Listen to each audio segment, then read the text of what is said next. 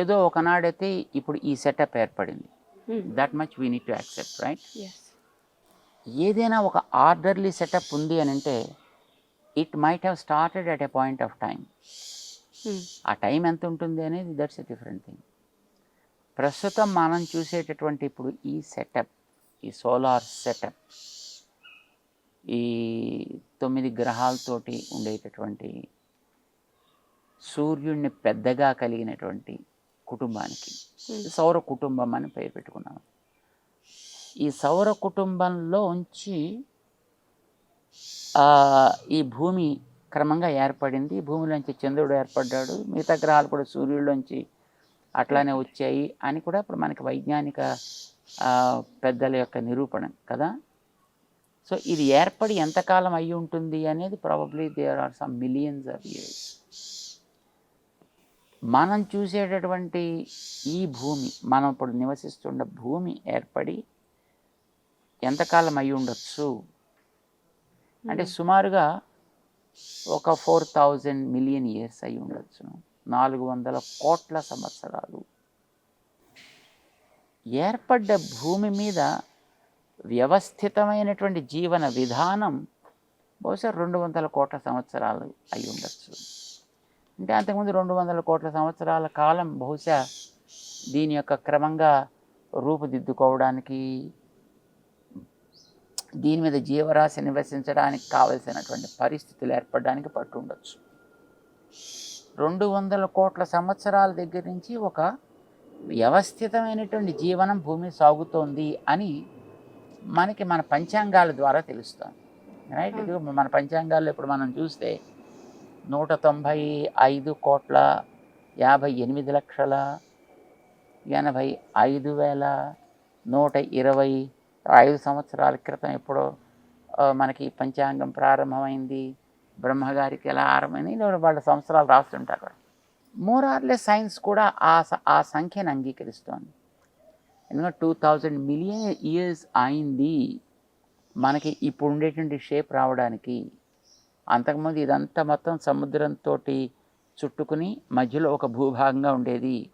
క్రమంగా అది స్ప్లిట్ అవ్వడం ప్రారంభించింది. స్ప్లిట్ అయ్యి ఇప్పుడు ఈవేళ ఉండే షేప్ సుమారుగా ఒక 500 మిలియన్ ఇయర్స్ క్రితం, అంటే 50 కోట్ల సంవత్సరాల క్రితం ఈ షేప్ వచ్చింది. అప్పటి నుంచి ఈ షేప్ ఇప్పుడు ఉన్నట్టుగా ఉంది అని మనకి వాళ్ళు చూపించేటటువంటి దాంట్లో కూడా చూపిస్తున్నారు. సరే,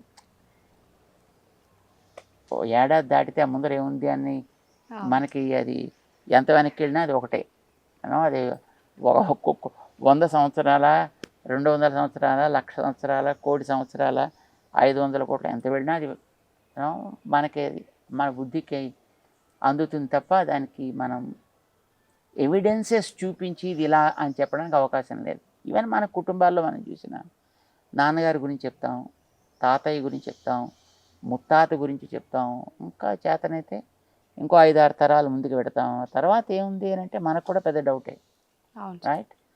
are you able to prove it with evidences అని ఎవరిని అడిగాడు అనుకోండి, we should say no, because you just can't show anything. Because probably అప్పుడు మనకి వీడియోస్ లేవు, టీవీస్ లేవు, కెమెరాస్ కూడా పెద్దగా అందుబాటులో ఉండవు. చేత అవన్నీ ఫొటోస్ తీసి అవన్నీ రికార్డ్ చేసి ఎవిడెన్షియల్గా ఇవ్వడానికి మన దగ్గర అవకాశం లేకపోయి ఉండొచ్చు. అంత మాత్రం చేత we can't deny the existence of those things, right?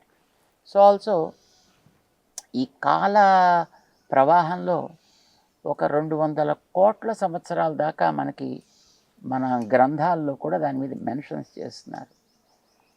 అప్పటి నుంచి మనకి ఏదో ఇలా జరిగింది, ఇది ఏదో చతుర్ముఖ బ్రహ్మ, అందులోంచి ప్రజాపతులు, అందులోంచి మనువులు, అందులోంచి యుగాలు, ఆ యుగాల్లోంచి ఈ యుగంలో ఇది జరిగింది, ఆ యుగంలో అది జరిగింది అని కొన్ని అందినంత వరకు చెప్తున్నారు.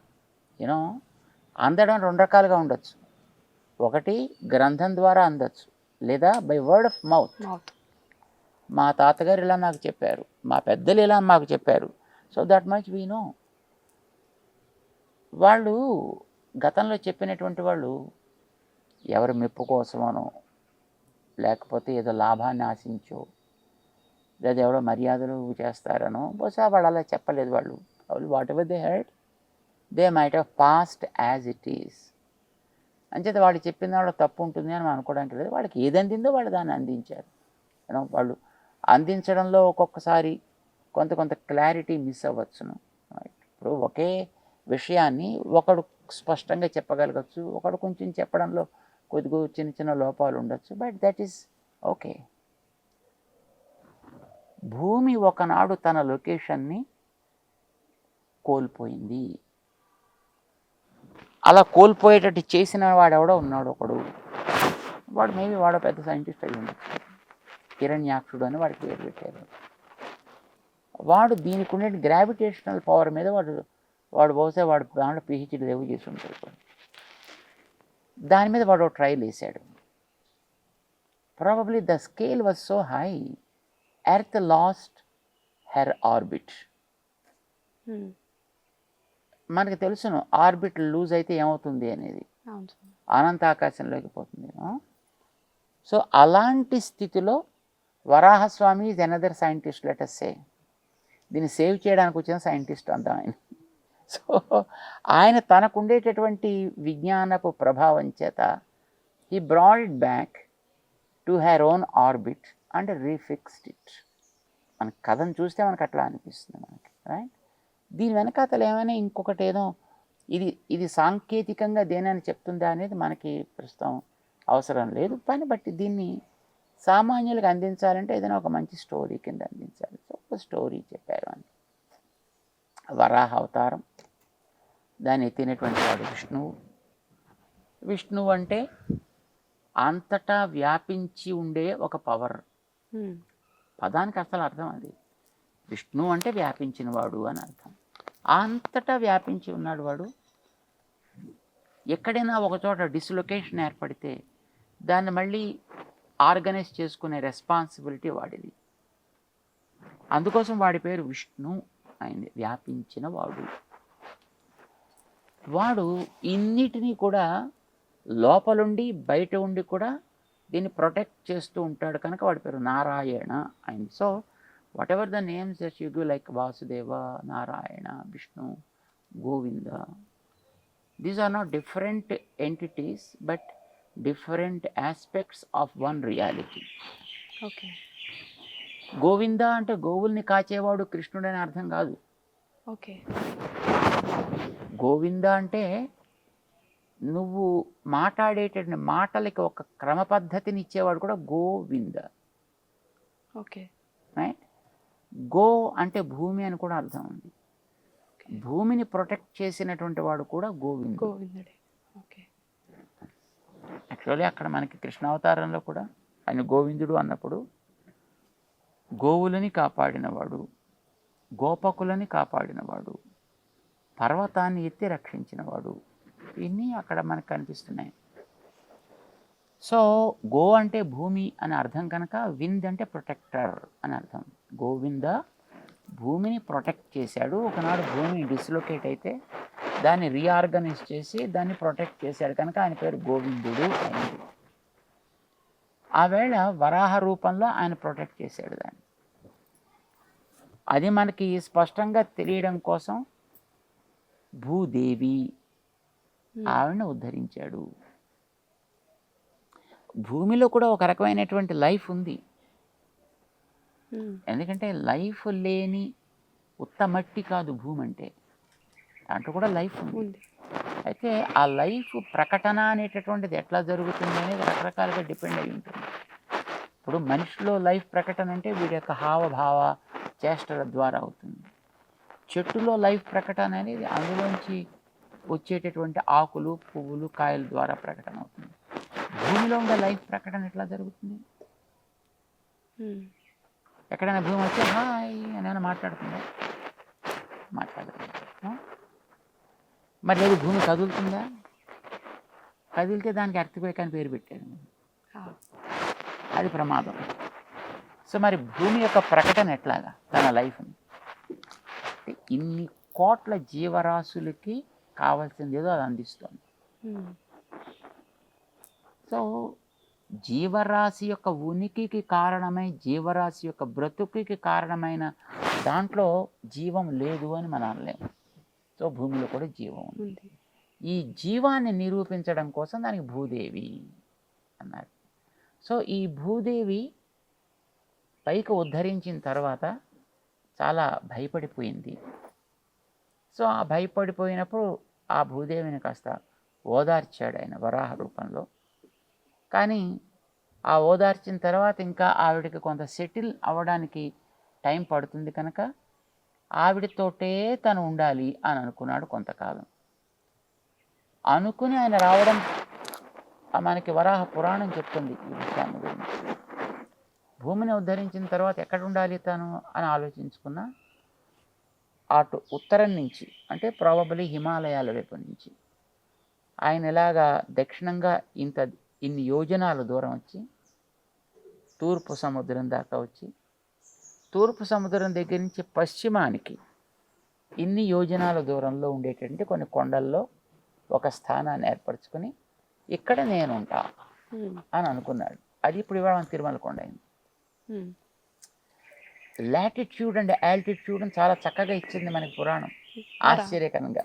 ఇప్పుడు మనం ఈవేళ దాని లాటిట్యూడ్ ఆల్టిట్యూడ్ మనం అంటున్నాం దాన్ని, కానీ వాడు దాంట్లో చాలా చక్కగా చెప్పారు ఆ విషయాన్ని. ఇన్ని యోజనాల దక్షిణం, అక్కడి నుంచి ఇన్ని యోజనాల పశ్చిమానికి వెళ్ళి ఇక్కడ నేను ఉంటాను అనుకున్నాడు ఆయన.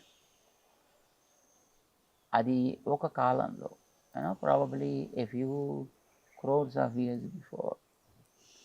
అయితే ఆ ఉండడం అనేటటువంటిది ఎలా ఉండాలి? మామూలుగా మనలాగా నడిచే కదిలే రూపం అయితే దానికి ఒక date of birth, date of departure కావాలి. సో అలా కాకుండా ఉండాలి అంటే ఇలాంటి ఫామ్ పనికిరాదు. ఇప్పుడు భూమి తనలో ఉండే ప్రాణశక్తిని రాయిలాగా కూడా ప్రకటిస్తుంది, పర్వతాల్లా కూడా ప్రకటిస్తుంది. సో పర్వతాల్లో సంబంధించిందే, రాయికి సంబంధించిందే విగ్రహం కూడా కనుక సో విగ్రహ రూపాన్ని ధరించాడు. భూమాత కలిగిన ఆవేదనని, భయాన్ని ఆవిడికి కాస్త ఓదారుస్తూ కూడా ఉండడం కోసం వచ్చిన ఆ వరాహస్వామి ఉన్నటువంటి స్థానం తిరుపతి అయింది. అది అక్కడ ఆయన విగ్రహ రూపంలో ఉండిపోయాడు. శాశ్వతంగా ఉండాలి అంటే ఒక శిలాకృతిలో ఉండాలి. అయితే మనకు దృష్ట్యా శిల అంటే ప్రాణం లేని వస్తువు అని మనకు అనిపిస్తుంది, కానీ బట్ దానికి కూడా ఒక రకమైనటువంటి చైతన్య శక్తి ఉంటుంది దాంట్లో. అలాగే మన యాటమ్స్లో ఉండే మన moments of the electrons, neutrons and protons చూస్తుంటాం కదా. సో అది ఉండేటప్పుడు ఆ చైతన్యం లేదని మన దేనిలోనూ కూడా అనడానికి అవకాశం లేదు. సో అలాగా ఆయన వరాహ రూపంగా ఉన్నాడు, భూమిని ఉద్ధరించాడు కనుక ఆయన గోవిందుడు అయ్యాడు. ఆయన అవసరాన్ని బట్టి ఆయన అనేక రూపాలు ధరిస్తూ ఉంటాడని మనకు తెలుసు. వాటికే మన అవతారాలు అని పేరు పెట్టాం. సో అది వరాహ అవతారమా, నరసింహ అవతారమా, రామావతారమా, కృష్ణావతారమా, ఒక్కొక్క సమయానికి సందర్భానికి తగ్గట్టుగా ధరించే రూపాలు అవతారాలు అని మనం అంటాం. అట్లాగా ధరించిన రూపం తర్వాత అది కృష్ణావతారం, అది మనకి కొంచెం దగ్గరది. ఆ కృష్ణావతారంలో కూడా అప్పుడుండే సన్నివేశాలను బట్టి తానే ఈ వెంకటేశ్వరుడిగా వస్తానని, యశోదాదేవి ఒకళ్ళ మాతగా వస్తుంది అనేటటువంటి దాన్ని బట్టి మనకు వాళ్ళు చెప్పారు.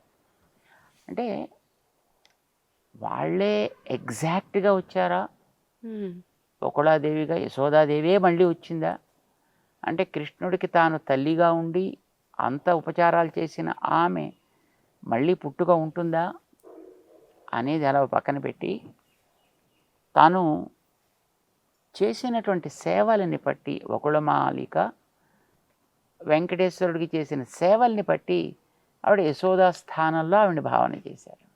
ఓకే. తర్వాత వెంకటేశ్వర స్వామి వారి కింద వచ్చినప్పుడు కూడా ఆయనకి సాక్షాత్తు ఆయనే వస్తుండేవాడు ఆయా సందర్భాల్లో, ఆయా సమయాల్లో. ఒకనాడు తాను వచ్చి విగ్రహ రూపంలో అక్కడ ఉండిపోయిన తర్వాత తపస్సులు చేసేటువంటి వాళ్ళ యొక్క కోరికలు తీర్చడం కోసమని తాను అనేకసార్లు అక్కడికి రావడం వెళ్ళడం జరిగింది అనేది మనకి పురాణం చెప్తోంది. అలా వచ్చి వెళ్ళేటటువంటి స్థానంగా మనకి తిరుమల కొండ ఏర్పడింది అనేది చెప్తారు. ఆ పేరు వెంకటేశ్వరుడు అనేది పేరు ఆయన తర్వాత వచ్చింది. అసలు ఆయన పేరు శ్రీనివాసుడు. అవును. మనం ఆయనకి ఆ పర్వతానికి పేరు వెంకటాద్రి అని పేరు. ఎందుకంటే ఆయన తెచ్చుకున్న పర్వతం అది. ఆయన ఇక్కడికి రావడానికి తన స్థానం నుంచి తెచ్చుకున్న పర్వతం కనుక అది పాపరాశిని తొలగించే పర్వతమైంది. అది వెంకట అయింది అనమాట. ఆ పర్వతం వెంకటాద్రి అయింది. దానికి ఆయన పాలకుడిగా దాని మీద ఉండే వ్యక్తిగా ఆయన ఉండడం చేత ఆయన వెంకటేశ్వరుడు అయ్యాడు. సో అది ఆయనకు ఆ ఉండే స్థానాన్ని బట్టి వచ్చిన పేరు. ఆయనకు మొదటి నుంచి ఉండేటువంటి పేరు శ్రీనివాసుడు అనేది ఎప్పుడు కంటిన్యూ అవుతుంది. ఆయనకి చేసిన పని వల్ల వచ్చిన పేరు గోవింద అనేది. సో అంచేత దీంట్లో మనకు కన్ఫ్యూజన్ ఏం అవసరం లేదు. ఓకే.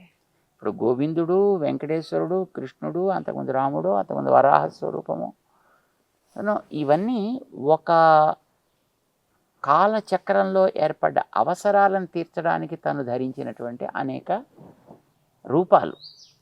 ఆయా పని అయిన తర్వాత ఒక్కొక్కసారి ఆ రూపంలో అలా మిగులుతాడు, ఒక్కసారి ఆ రూపాన్ని ఆయన విత్డ్రా చేసేసుకుంటాడు. వెంకటేశ్వరుడిగా ఆయన వచ్చినప్పుడు తన రూపాన్ని కలియుగ అంతం దాకా నేను కొనసాగిస్తా అనేది ఆయన పురాణాల్లోనే చెప్పుకున్నాడు కనుక ఆయన కొనసాగిస్తాడు. విగ్రహ రూపంలో నేను ఉండాలి ఇలాగా అని ఆయన అనుకున్నాడు కనుక ఒకనాడు తిరిగే రూపంలో ఉన్న ఆయనే ఈవేళ తిరగని రూపంలో ఉన్నాడు అని మనకి పురాణం చెప్తోంది. దాన్ని బట్టి మనం అలా భావిస్తాం అన్నమాట.